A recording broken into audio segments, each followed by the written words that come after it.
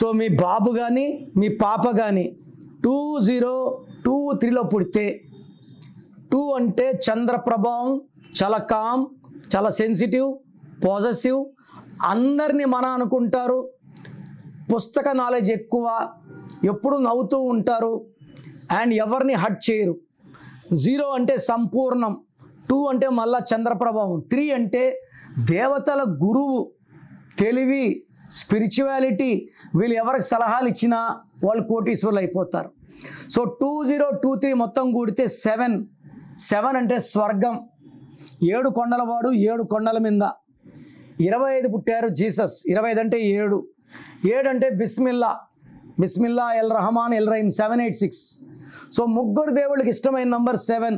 అందుకే వర్షం పడితే 7 రంగులు, వారంలో 7 రోజులు, పెళ్లిలో 7 అడుగులు, సప్త ఋషులు, సప్త స్వరాలు, సప్త సముద్రాలు, ఇటేడు తరాలు, అటేడు తరాలు, అటేడు లోకాలు, అన్ని 7.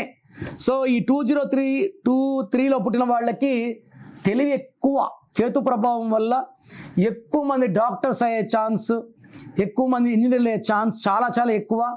వీళ్ళ తెలివితో వీళ్ళ సంపాదన, భార్య పిల్లల్ని అండ్ తల్లిదండ్రుల్ని చక్కగా చూసుకుంటారు. ఎప్పుడైతే పేరు బాగుంటే ఇవన్నీ వర్కౌట్ అవుతాయి. పేరులో కానీ రాంగ్ నంబర్స్ ఉంటే లక్ మిస్ అయిపోతుంది. సో మీరు ఈ 2023లో పుట్టిన పాపకు కానీ బాబుకి కానీ ఏం పేరు పెట్టారు? ఈ పేరుకి ఇంటి పేరు మ్యాచ్ అయిందా లేదా? సో నాకు వాట్సాప్ చేస్తే చెక్ చేసి మీకు వాయిస్ ఇస్తాను.